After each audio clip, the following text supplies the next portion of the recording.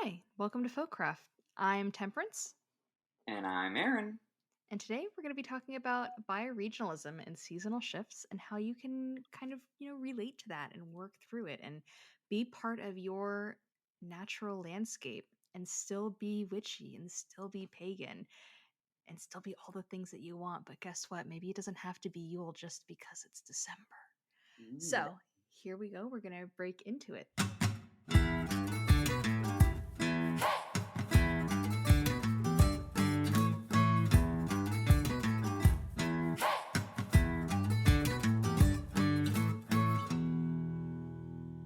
So I think we should start with a very brief definition just so that we're all in the same Mhm. playing field of bio. I don't use the term, so I'm going to let you define it. I'm going to probably define a different term, but you use the term bioregional animism. So what do you define that as? So, bioregional animism is the concept of applying animism, the idea that all things contain spirit, and focusing that lens on the bioregion you reside in. So, the term bioregion can be a little confusing because it's a pretty large area, but oftentimes bioregional animists are focusing on their particular ecosystem and how it interacts with their surrounding area. So in America, we might focus on the town we live on and the state we live in kind of broadly.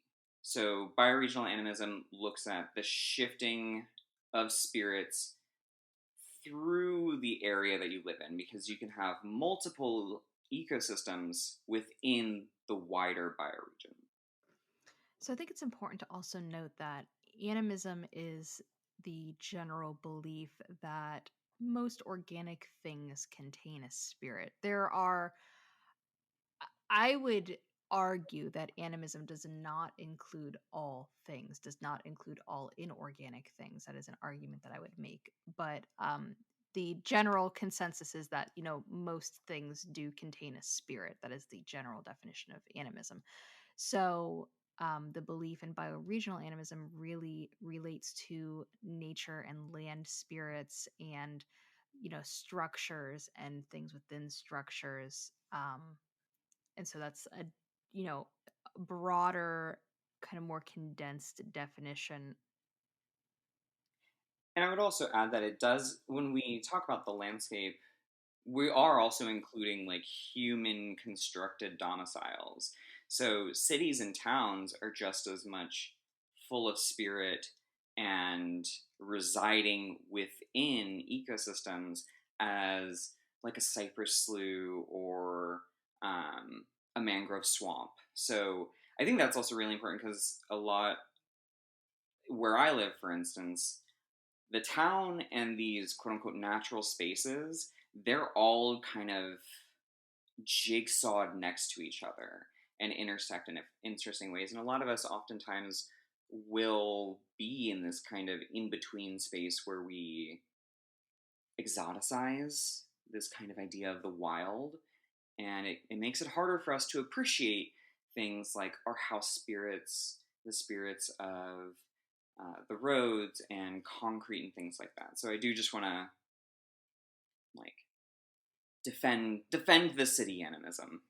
It is real, it's there, but a lot of people when they come into folk magic and they separate it, because this is what I've noticed is over the past few years the community has shifted in a way where they've decided I'm not Wiccan, right? And people come into the community often through the lens of Wicca, which is fine. That's pretty normal. But they're saying, well, I'm not Wiccan. I don't agree with this. Um, I'm going to go practice XYZ. And there's a lot of people, it's kind of in vogue right now, falling into folk magic. And so folk magic is having this kind of renaissance moment where we're Mm-hmm. bringing it back, and people are like, okay, well, I'm a folk witch or I'm a practitioner, or I'm XYZ. What do I do when it's Yule? What am I doing at Samhain? Are these things that are recognized within folk magic? And I think there's a really important thing that we have to discuss and we have to unpack is that folk magic exists separately of religion. Folk magic is not a religion, it's a practice. And so you can carry in any religious or spiritual practices, traditions, ideas, concepts that you want to, and you can overlay it on top of the magic that you're practicing. But you don't have to let go of those things if you don't want to. Yeah, and folk magic oftentimes comes to us through a Christian lens or through a syncretic lens. So the blending of traditional beliefs. And outside of that, it also comes from the need to exist. And I would often say that the need to exist is the core of things. Even if, for instance, because a lot of the folk magic that I learned either just through observational things, because I don't come from a quote unquote magical family, I come from a Southern Baptist family, but there was quite a lot of magic thrown in there. The religion was there, but the need to use that magic to survive was like a patina over the religion, if that makes sense. So there is a secular aspect, there is a religious aspect, and at its core, it all comes down to cultural context, which I think is really important in folk magic. It's born of so many different elements, and you don't have to throw the baby out with the bathwater just because Yes, you. you. I'm sorry? Yes, you do. You don't have to throw it out just because you're kind of maybe evolving and realizing, like, oh, I am not Wiccan, but this is my initial gateway, and I do like. Maybe you do really like Yule. There's not really a reason not to celebrate it. Yule is also very complicated because Wicca's relationship with holidays is very strange and kind of piecemeal and could take a long time to discuss. Well, I think it's important. We're just, we're going to give it a side note. And there's many resources that you can read about this concept. Um, Plug myself. I know Year of the Witch does discuss it, but really go back further. If you're really genuinely curious, why are these holidays on the wheel? Read Gerald Gardner's work.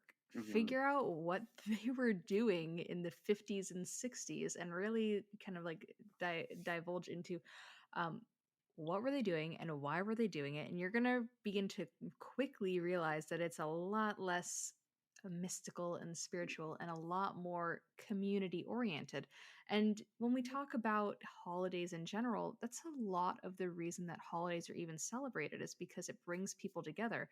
And paganism is no different. The holidays are meant to gather people together and see people and communicate and talk and have a good time. So, yeah, there's this kind of issue with the wheel in that people think it's this super long-standing magical thing that's been around for hundreds and hundreds of years and it really hasn't even been around for 100 years, No. but that doesn't invalidate it. If you find strength and power in it, then go ahead and go for it. But just because it's on the Wiccan wheel doesn't mean you have to celebrate it. Now there is a note in there about some of these days are astrological, um and so yeah, we're doing solstices and equinoxes.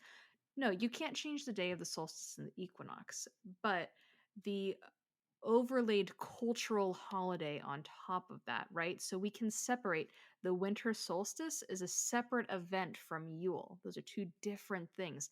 And so you can really pick apart those things and determine when they do and don't start for you and in your practice. Right, and I think that's the whole idea of understanding how these seasons are shifting, how these tides are moving for you as a practitioner.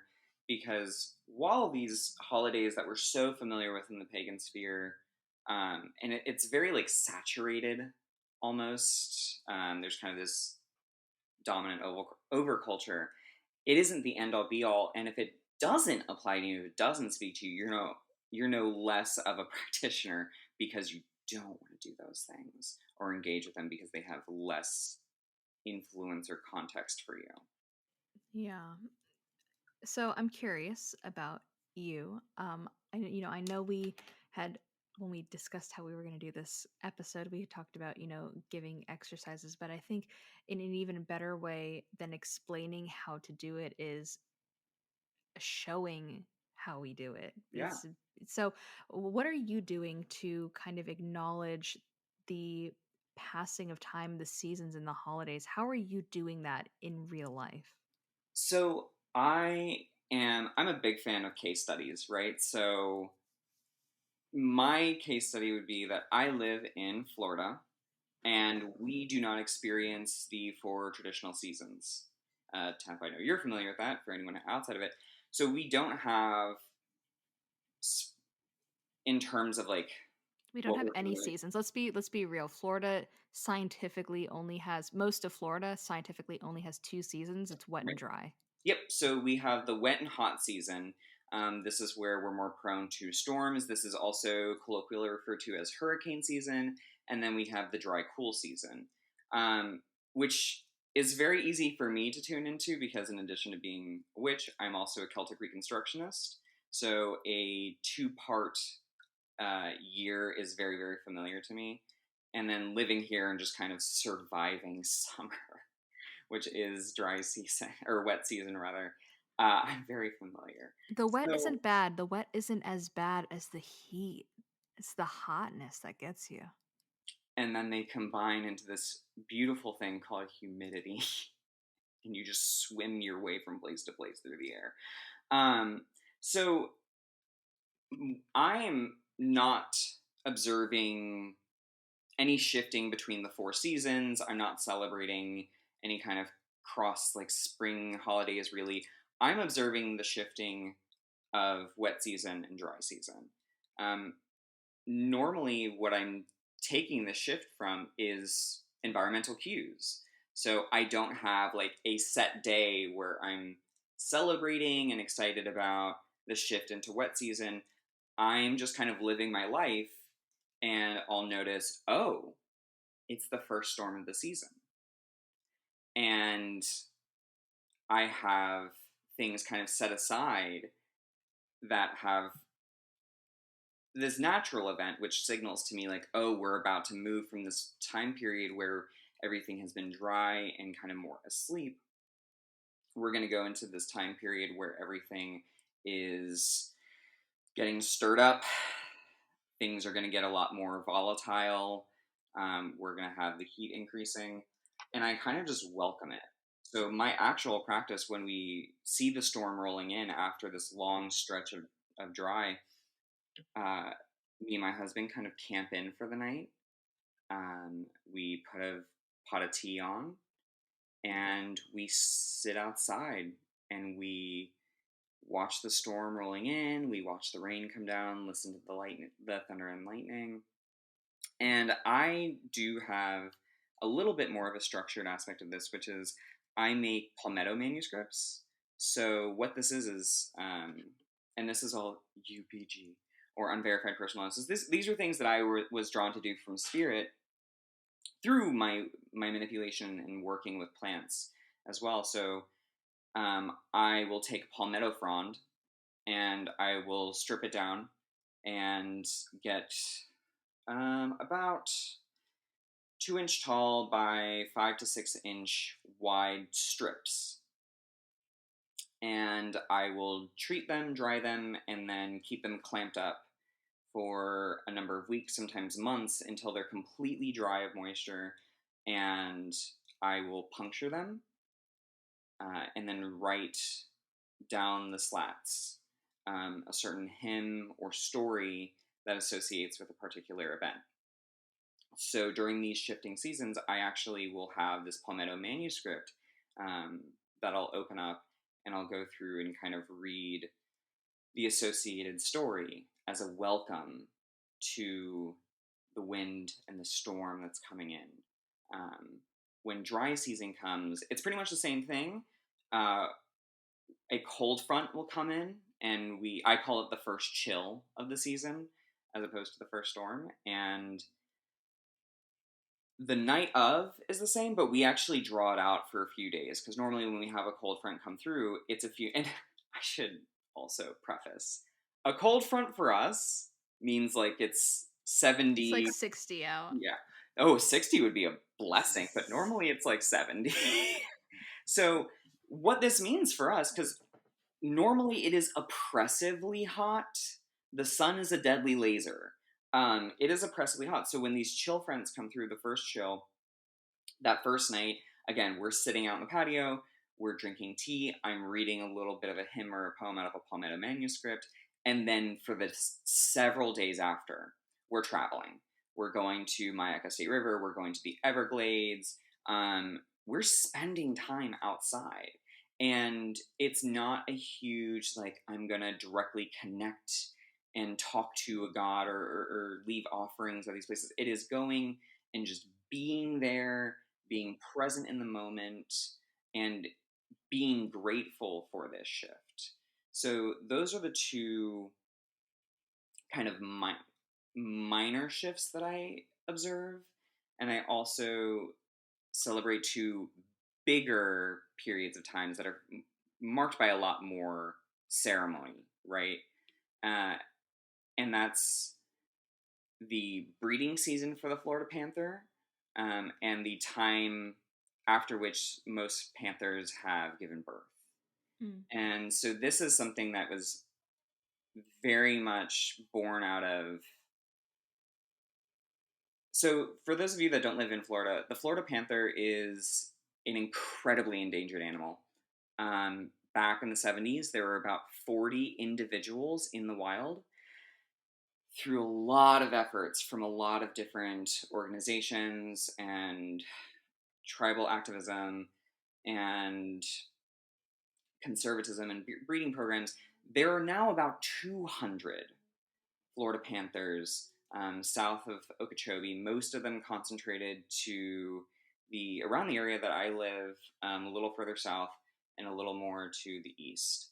Um, but they're keystone animals. They're incredibly important, and they face a lot of danger primarily from motorists. And it's really, really often ignored how important it is for people who do not live here full time but decide to come down during the winter and just ignore things. They're often the ones that cause the deaths of these animals. So during breeding season, I will again have a palmetto manuscript and have a much bigger ritual where I'm doing a series of fertility rites for the panthers and raising my own spirits, raising my own energy to encourage fertility amongst the panthers throughout breeding season. And then towards the end of breeding season, I shift those efforts towards protective work. Um, and that can include even going out to panther crossings and putting up protective, biodegradable, safe protective measures, whether that be powders or particular sachets, um, where we find that a lot of panthers unfortunately attempt to cross a highway and will get hit. We call these panther crossings, and normally you have to drive slower, and a lot of people unfortunately ignore that because they're impatient. So I will do a lot of work from starting now. Actually, December is the start of breeding season, and up until March, doing continuous work throughout this. So those are my examples of ways in which I'm looking at my environment. I'm paying attention to the breeding season for an incredibly important animal who represents kind of the heart of my area. And I'm also paying attention to the meteorological shifts, the way in which our seasons change, rather than trying to force some kind of like outdated model that just doesn't make sense for me. Mm-hmm. I'm looking at what's actually happening because I felt very pressured coming into things. Again, I definitely came in through pop culture and Wicca as my foray into what it meant to be an animist or a pagan. And so it meant like, oh, I guess these are the 8 things that I do. And I just, it didn't resonate. And it took me a long time and a lot of just watching and listening to scientists and learning more about my area to develop my observances. What are the things that I want to observe? What are the things that are just, hey, I see you, I acknowledge this shift in the weather, and what is the, oh, we need to actively do our part to protect in an advocacy way, but also in a magical way Yeah. during the natural rhythms of the animals around. What about you? I spend a lot of time listening for the sound of death. and that guides a lot of what I do. So, um, if you live in the north, so let's say you live in New England, okay, and I say to you, hey, like, what time of year do the leaves fall on your trees? You'd be like, oh, probably like October or November. Well, I live in Florida, and so our leaves fall in April, and literally it just so happens that the trees at some point in the spring they decide we didn't drop any leaves. I guess we should drop some, and then they just drop leaves. They don't turn colors or anything like that. Like trees just kind of shed off some of the leaves that are kind of dead. And so that's some of the cues that I look for. I look for that. I look for uh big changes. I have a I believe the term is barometric pressure. Um, Mhm. Like a barometer. yeah, I have a gauge, like an old boat gauge on my wall, and so that will signal things for me. Comes in super handy during like hurricanes. I've had it since I was a kid. Like it's an antique now, but it still works. Um, I will feel when it gets kind of way humid, when it gets dry, when it gets cool. Anytime there's a significant shifting in my local climate, but reeling it back into the death, I do look for kind of the mini deaths because every time we have a change, anytime we have a shift, anytime it gets colder, hotter, wetter, drier, we we end the cycle of one part of the year and we enter the next cycle, and in that change becomes the death of the old and the birth of the new. And so as the kind of natural world is experiencing that, the spirit world around us is experiencing it too. And so I work super heavily with certain particular land spirits. And so I recognize when it gets really, really hot, I may need to water more throughout my garden, throughout my yard. I may need to give some of my trees more attention or more fertilizer. When it gets really, really rainy, they drain some of the canals. And so those are significant things for me. I would say shark season is super significant for me when shark season occurs. And um we also have, you know, certain fruit seasons, so like avocado season is super important to me, mango season, oranges, strawberries, things of that nature. And so I'm really looking for the cues in the natural world around me.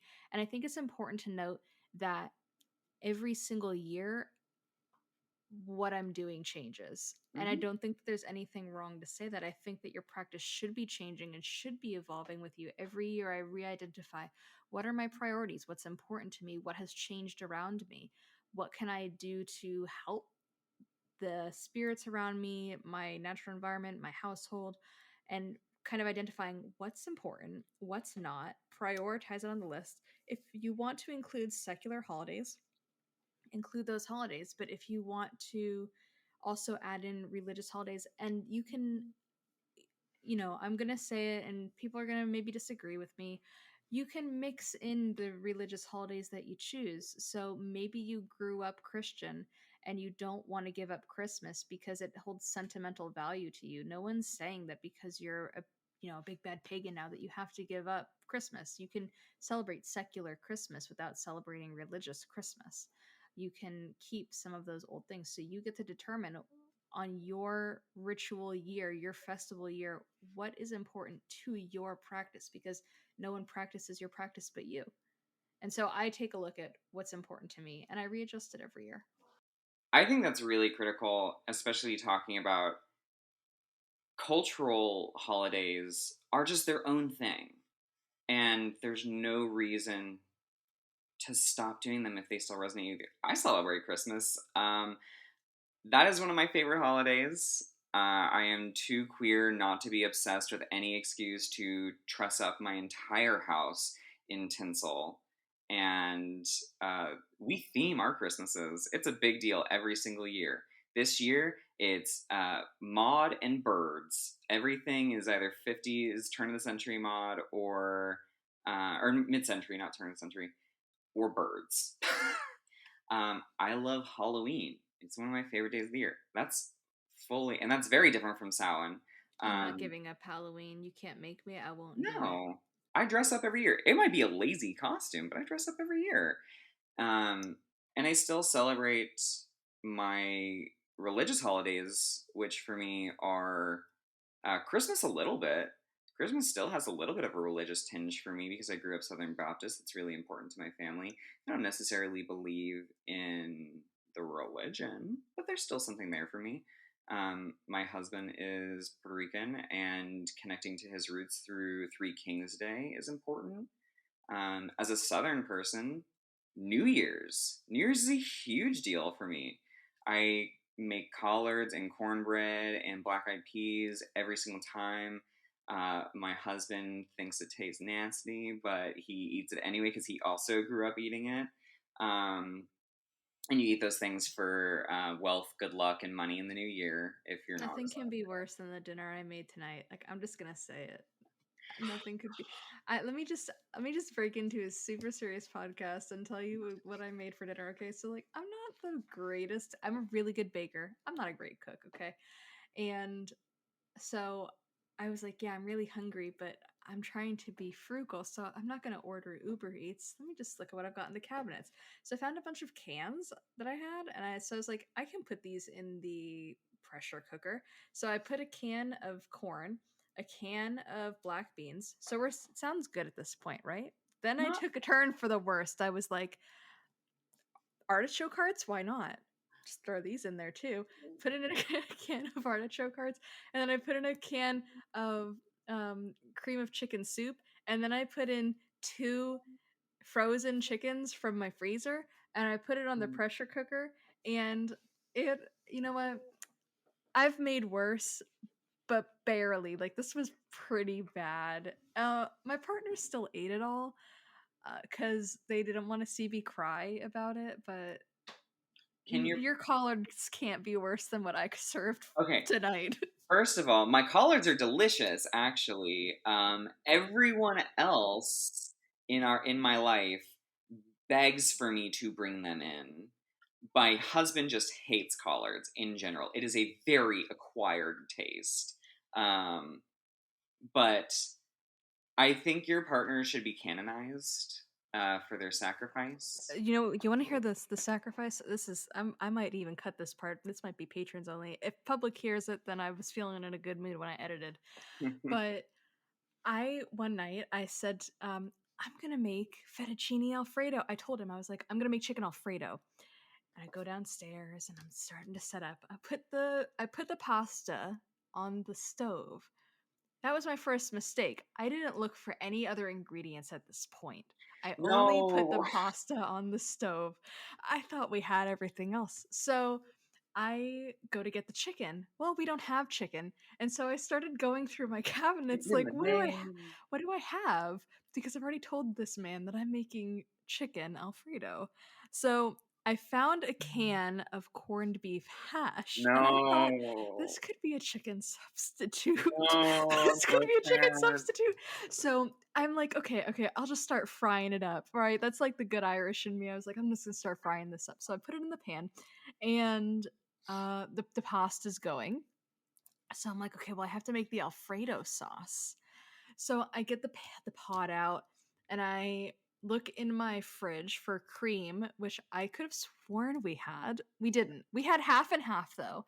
And so I thought to myself, well, I can substitute cream for half and half because half and half is just half cream, half skim milk. So it'll be fine. I'm so And terrified. um so then I went to get the parmesan, but we didn't have parmesan. We had cheddar cheese, and so I googled, "Can you make fettuccine alfredo with cheddar cheese?" And someone on Google said that you could. So I put the cheddar cheese in the alfredo sauce, which at this point was just boiling half and half, and I put the cheddar cheese in it, and so I made this, and then I was like, okay, well, it's time for me to put the fake chicken into the Alfredo sauce. So I I'm put sorry, the fake chicken. What do corned you beef mean corned beef hash. hat? That's It is not Corned fake beef chicken. That hash. is a very different food. I put the corned beef hash into the cheddar Alfredo sauce, and then I put that onto the pasta, which was not fettuccine; it was skinny spaghetti. And then I served it with a serious face. And I was like, here, this is what we have for dinner. And guys, readers, we have money. I could have gone to the grocery store. I was just being lazy. So I served this man this thing, and he's like, what is this? And I was like, it's chicken You and you have the audacity to put poor Robin on blast for her vegan quiche. Look, that vegan quiche is an atrocity. There's no eggs in it, but there was no chicken Oh, in my but holy Alfredo. fucking chicken Alfredo is just sanctified. Robin, if you're listening, this is your comeback story. Oh my lord. Some tears came out on that one, but You just made me feel so much better about being a bad cook because I've never done that. Look, I just thought that we could improvise and overcome. Which is cute. Gaslight, gatekeep, girl boss. I thought it was gonna work out. You gaslit yourself. You were gatekeeping chicken. You girl bossed nothing. I girl bossed too close to the sun for that one. It was bad, yeah. So that is our episode on bioregionalism. I hope you guys enjoyed it. If you want to support the podcast, we have a Patreon. Where If can you want they? to support the podcast, then you should get Temperance things for her pantry. Go fund me, please. Support our Patreon so I can buy food. Where can the people find you, Aaron? I don't know anymore. God is dead. No, I can be found at Aaron Oberon on Instagram, and that's it. And you can find my book in places where you find books. And I'm Temperance Alden, and you can find me everywhere except Twitter, because that's a hell site, and I'm not on it. But maybe by the time this podcast airs, I'll be back on it. But as of today, we're recording mid-December. I decided that I quit Twitter, so I'm not there. But you can find me Good. everywhere else. My book Year of the Witch is available everywhere books are sold. Thanks for listening.